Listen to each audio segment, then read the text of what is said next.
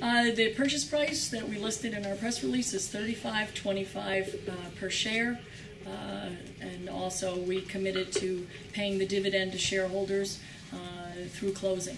So, and I'm anticipating if our proposal is accepted that it would be a process of about anywhere from, I would say, 8 to 10 months to close the transaction. What's the dollar amount, the total dollar amount?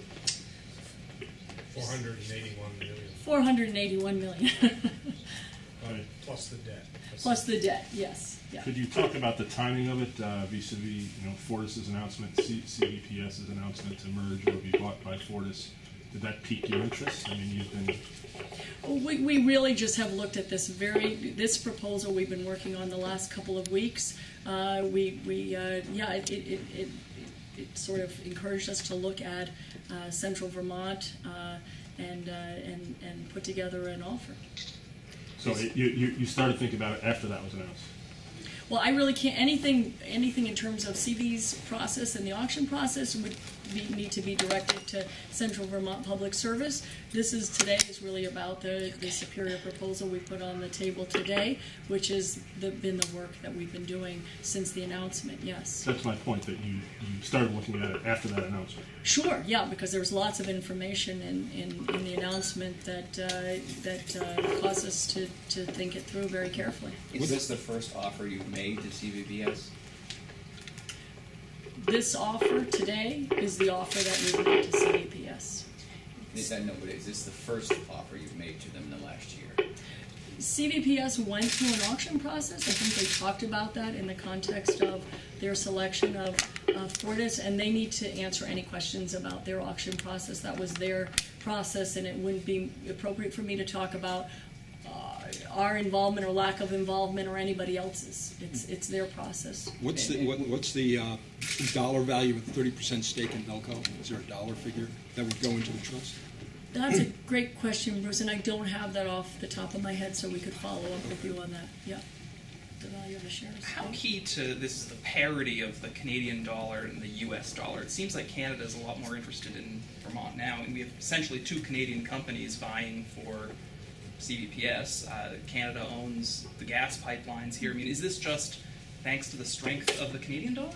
Well, I actually don't think that has a huge part of it, to tell you the truth, and particularly not. I really can't speak to Fortis or what their motives would be. Gas Metro has been in Vermont for 26 years.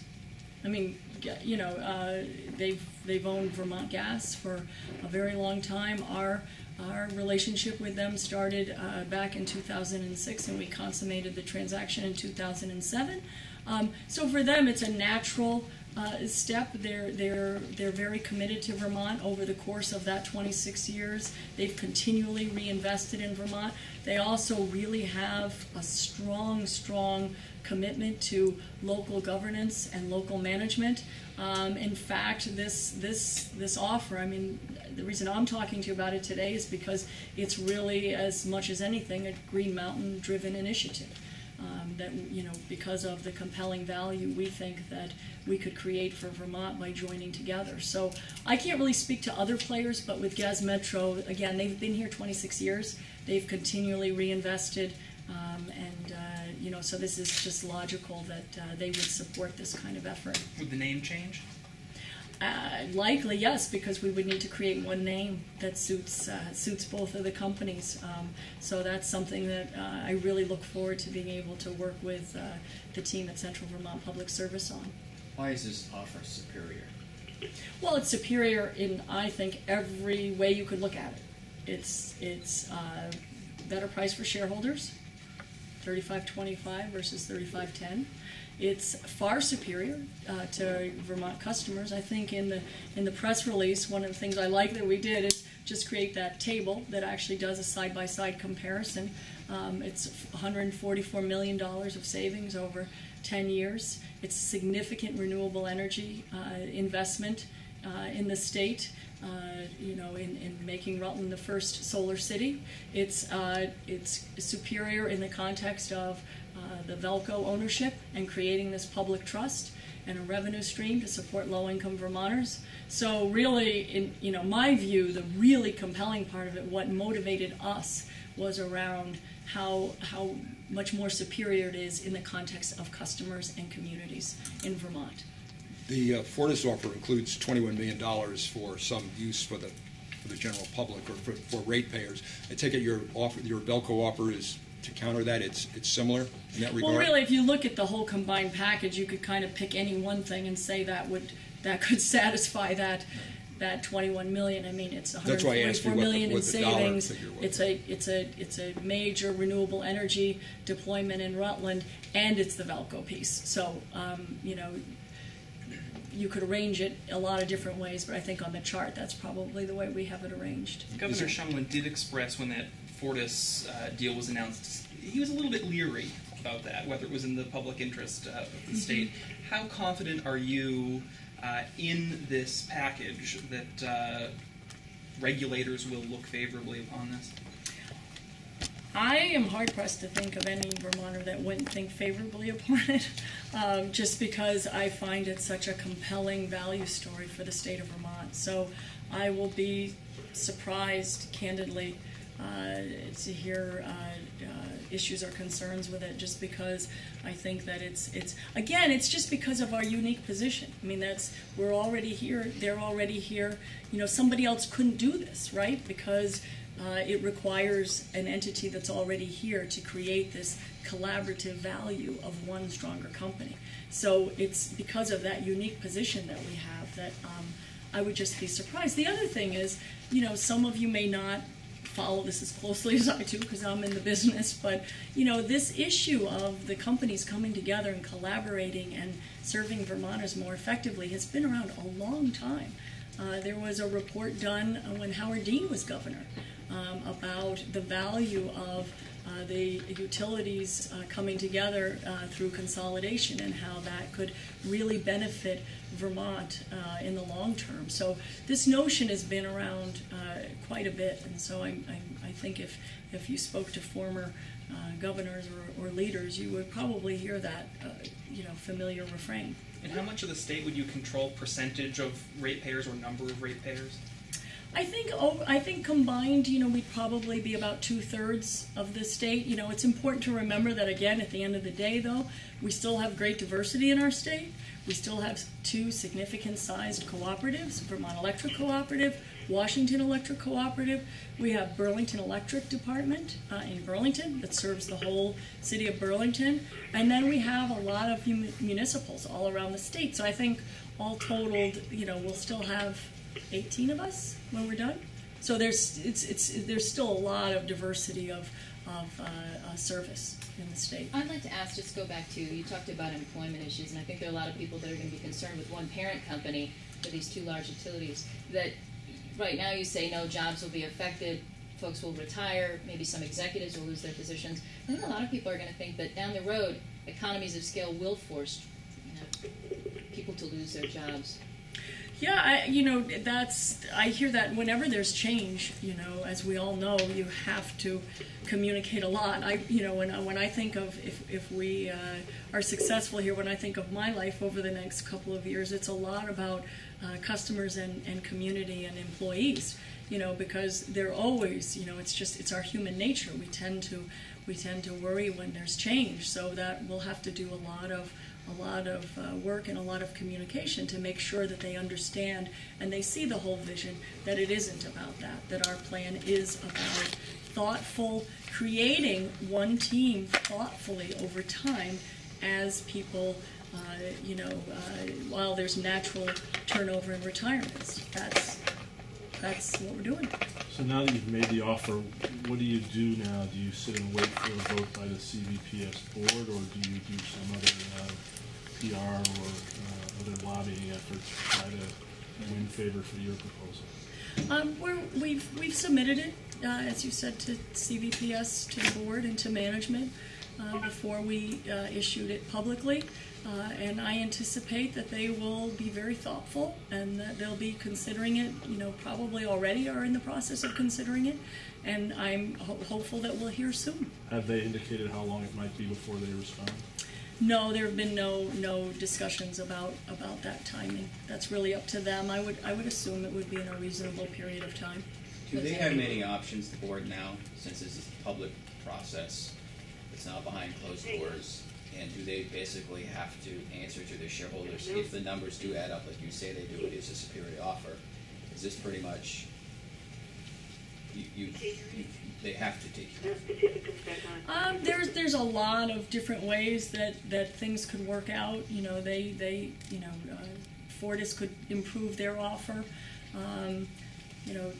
I really can't speak to all the different possibilities that the Central Vermont Public Service Board might entertain or think about. But again, we think this is such a compelling and powerful offer for the state that I know we all serve and love. And that's really the sense of service you get from Central Vermont Public Service is just palpable. They care about the communities they serve. They care about the state.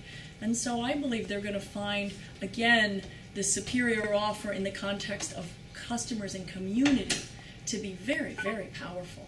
And that's an important consideration whenever you're evaluating what you want to do in the context of a sale of a company. You know, those are also things that are considered. What's also considered is, how does this affect my customers? How does this affect my employees? How does this affect my community? Those are important criteria along with share price. As things stand now, do you compete with CVPS in some areas? No, because what we have in Vermont is monopoly service territories.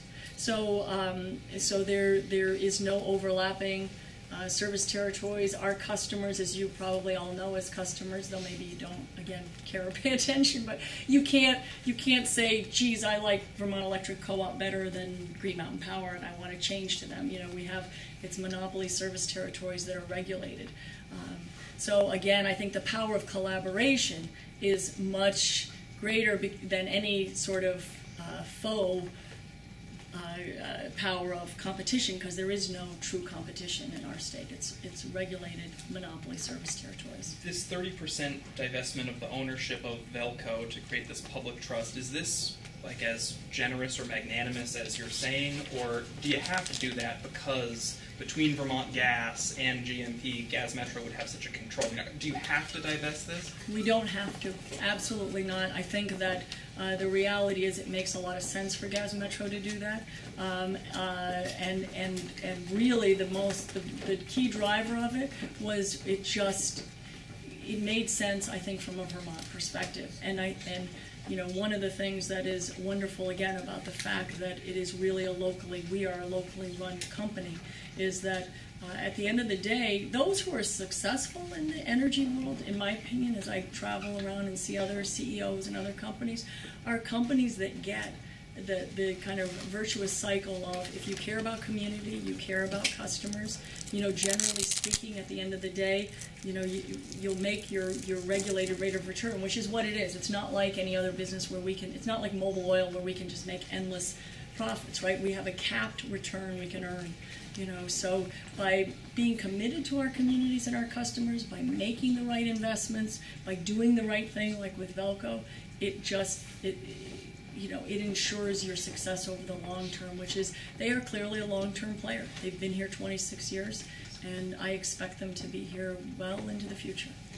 But doesn't the 30% Velco shift allay some fears about control of the utility? Yeah, that's. I'm sorry if I wasn't clear on that. Yeah, you're absolutely right, Ann. That's a piece of why, again, Gas Metro felt that was the right thing to do for Vermont. I mean, it felt like at the end of the day, you know, that's something that Vermonters care about. That is also, just like I said, consolidation. We have a long history and track record of folks talking about it.